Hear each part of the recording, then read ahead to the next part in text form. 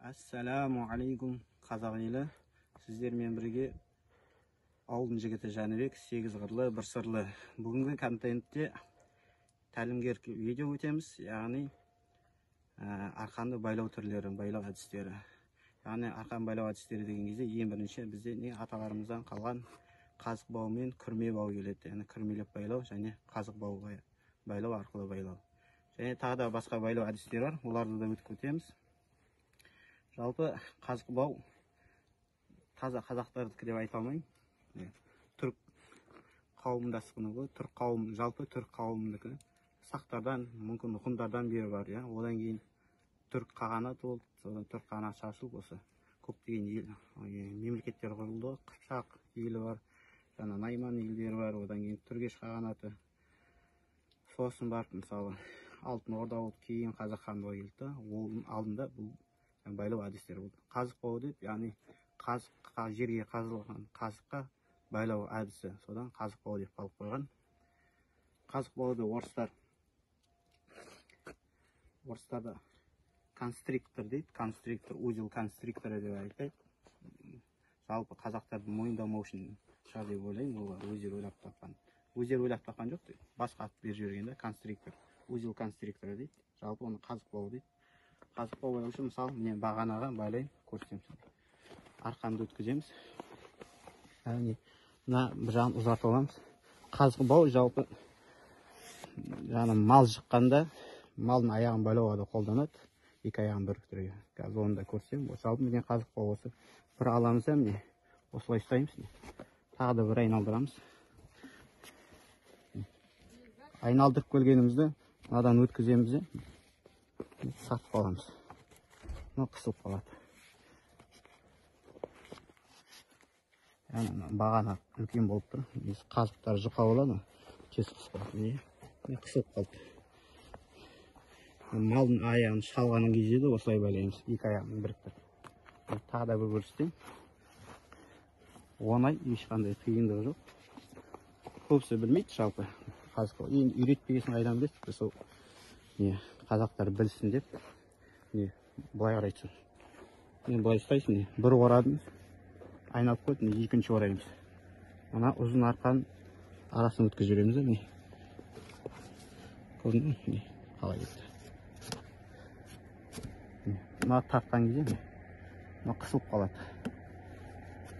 Өзігінен шешілмейді.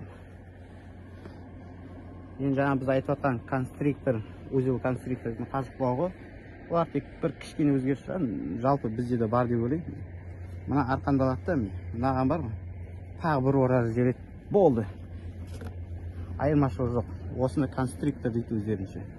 Бұл қазық бауы, бұл жаңа мықты болсын шамалы, мығым болсын. Қосымша ретінде.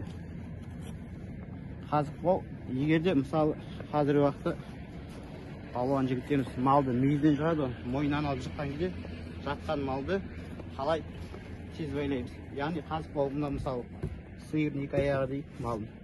Бүйтіп қазық бауы орап отырмаймыз. Оны әдісі бар. Арқанды аламыз. Былай бір істейміз. Көріп тұрсың. Сосын мынаны былай тартамыз. Мынаны ұстап тұрамыз. 8 формасы шықты. Осын бейткен кезде міне. Ол дайын қазық бау. Сөйтіп, мысалы, тұяқтарынан өткізіп жібересіздер де тартып қаласыз. Бүйтіп қысылып қалады.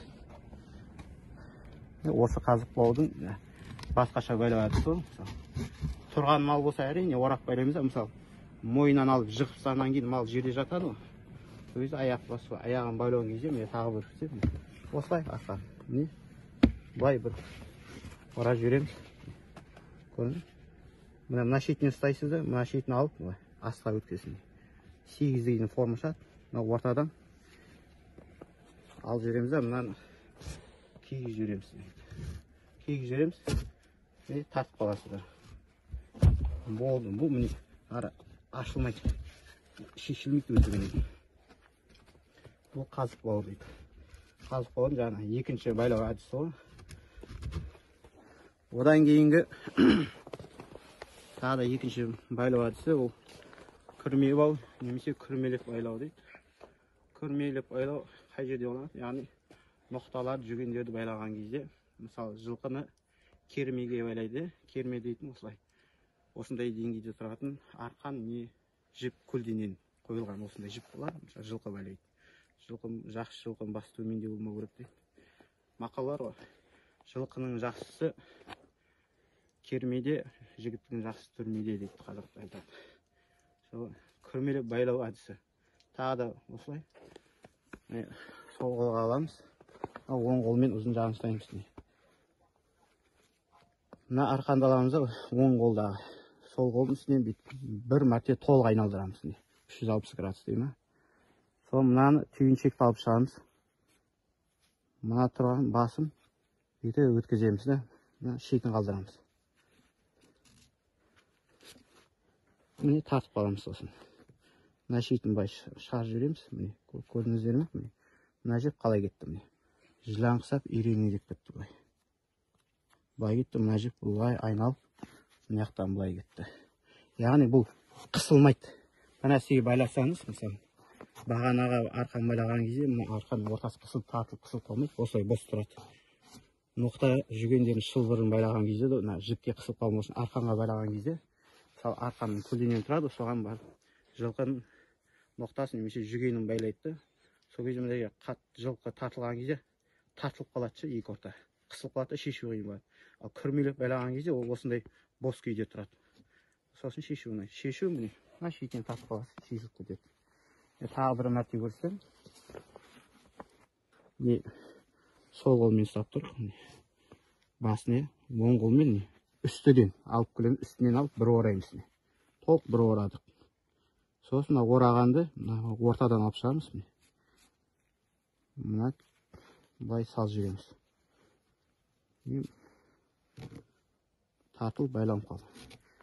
Кейбіреулер оң қолмен істеу керек дейді, оны әркім ыңғайына байланысты. Жаңағы оң қол сол қолда емес. Кім қалай үйреншікті, мысалы ол оң қолда болады, міне. Бір айналдырамыз, шығарып алдымыз. Енді кейбіреулер жаңағы мен сияқты былай істемейді, мына түгел арқаны тығып жібереді. Түгел тығып жібереді арқаны, осылай қалдырып кетеді. Молды. Осылай қалдырып кетеді. Бірақ оны шешу үшін мынақты босату керек та, шешуде уақыт алады шамалы. Яғни егер тақап байлау керек болса, мысалы, мына жер реттеп аламыз да, тақап аламыз. Тақап келіп, тақып кетсеңіз,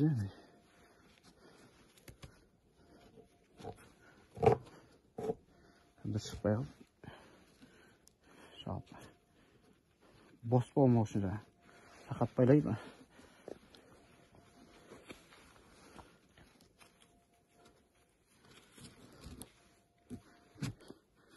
Тақап жіберуге болады, жалпы.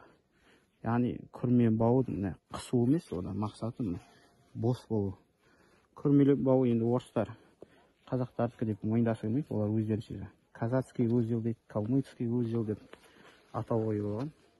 Казактар кейін шыққан халықтар, қалмықтар, олар да кейін Шыңғыс хан әскерінен бөлініп шыққан қауым. Бізде әуелден бар еді. Күрме байлаудың тағы бір әдісі бар. Мысалы, кейбіреулер бар, орағанды түсінбейді. Олар былай істесе болады, мысалы, былай аласыздан былай істейсіз. Былай шығарасыз. Арқанды бірінші мына шетінен шығарасыз. Сосын мына шетінен былай ұстап қаласыздар, өзі тартасыздар.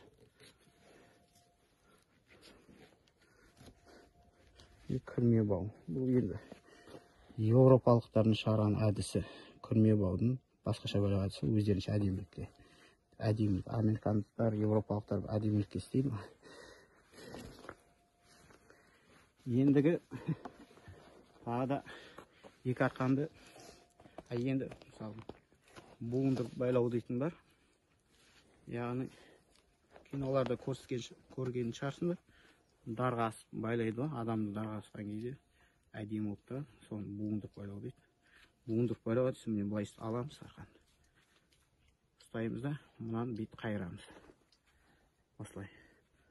Мынаны ұстап, мысалы, бір ораймыз, екі ораймыз да, мысалы. Мынадан өткізіп жібереміз. Яғни тартып Мына басын тартамыз, қысылып қалады. Қысылып қалды. Мына шеті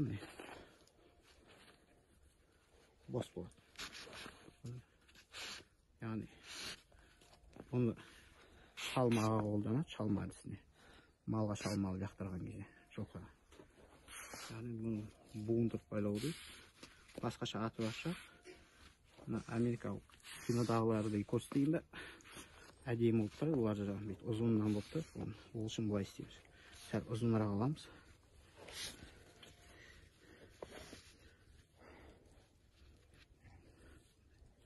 Ұзын бауға аламыз да, міне, бұлар бұлай істейді. Бірнеше мәрте орайды. Оңға дейін осылай. Бұдан да ұзын болады, әдемілік шығу. Еген шетін аламыз да, мұнда сал жүреміз. Міне тартамыз. Бос жағы қайда.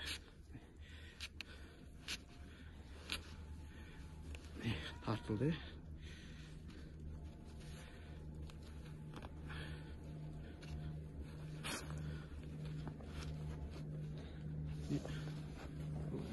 Кинодағы емес.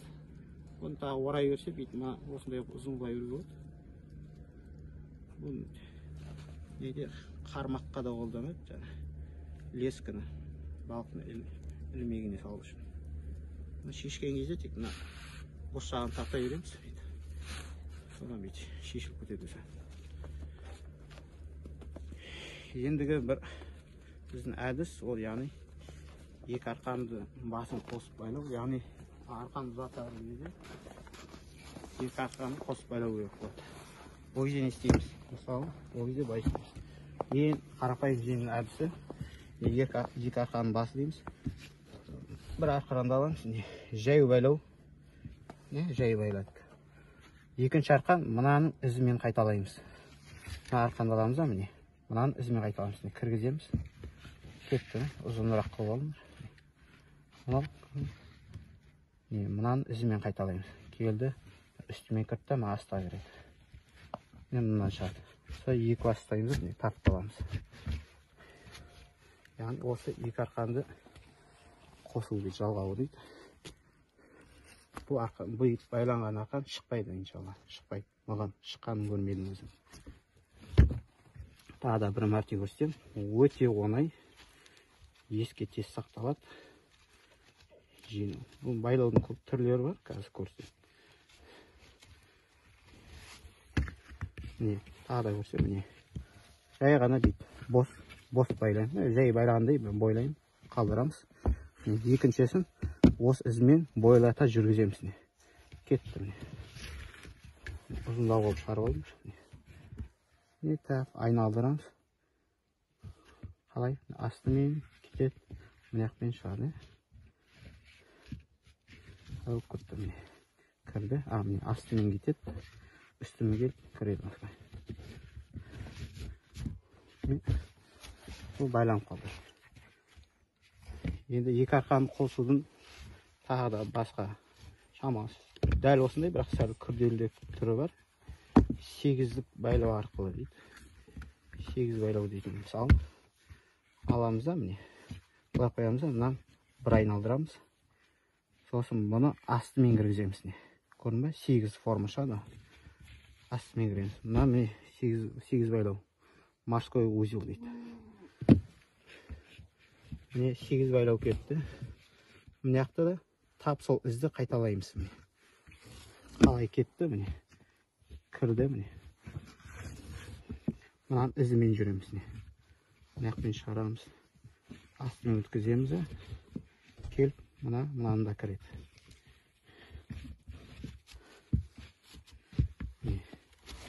Сегіз байлау арқылы, міне. Екі арқанды біріктірдік. Бұлда берік шығып бітпейді. Бүйтіп байланған арқан ешқашан шығып бітпейді. Тағы да арқанның бір байлап қосу түрі бар. Ол енді күрделілеу, бірақ оңай. Қазір көрсетем. Екі арқанды аламыз. Екі арқан тұры. мына 1 2 бүйтіп айналдырдық. Екі жаққа кетті ғой. Мынаны бүйтіп былай тартамыз ортаға. Мынаны былай мына шетіне кетеміз. Екі басы міне ортаны ашық тұрғанын көрдіңіз бе? Сол осы жермен алып шығамыз.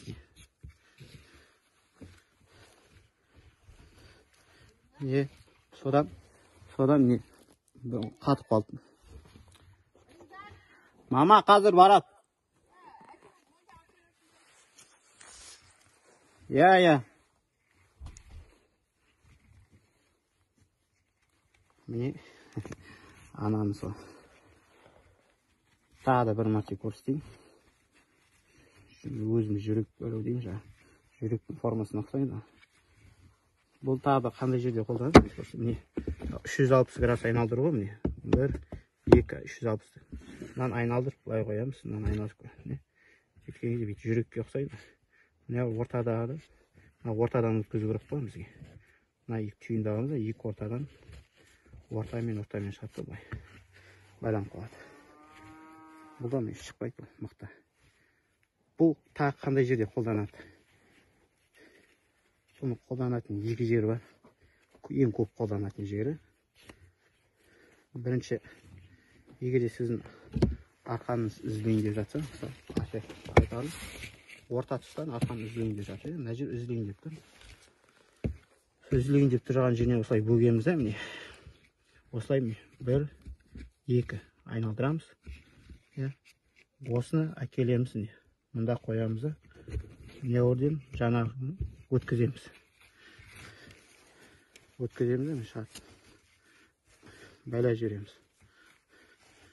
Бұны міне екі үзілейін деп тұрған жерін сыртқа шығарып, арқанды біріктіріп жүріп. Міне үзілейін деп тұрған арқанды байлау. Келесі осы байлау қай жерде қолданылады? Мысалы бір зат көтерген кезде. Яғни бір зат тұр.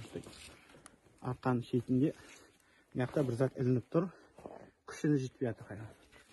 Мынаны аласыз, осылай байлайсыз. Бұл жерге емес, қазір ұзақтау жерге істейін.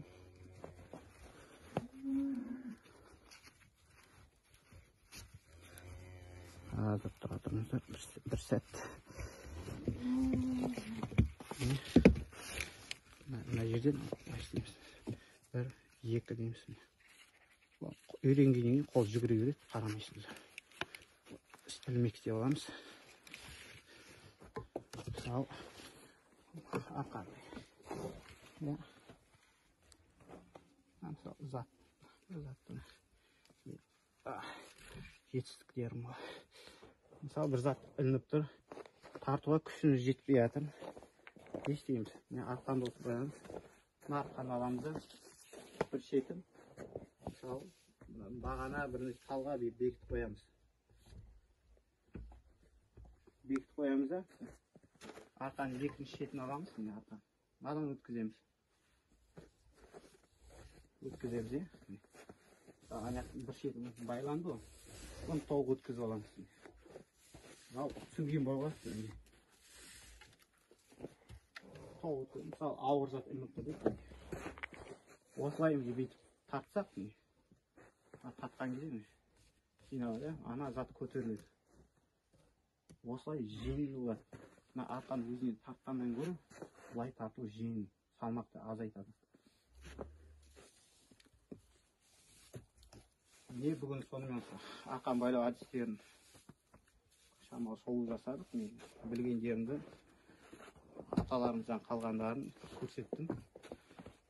Егер де сіздерге бұл видео ұнаса, міндетті түрде лайк басамыз, каналыма тіркелеміз. Және де осы видеодан алған пайдалы әсерлеріңізді қалдырамыз, комментарий қалдырамыз. Тағы да кім қандай әдіс біледі жазып өтеміз.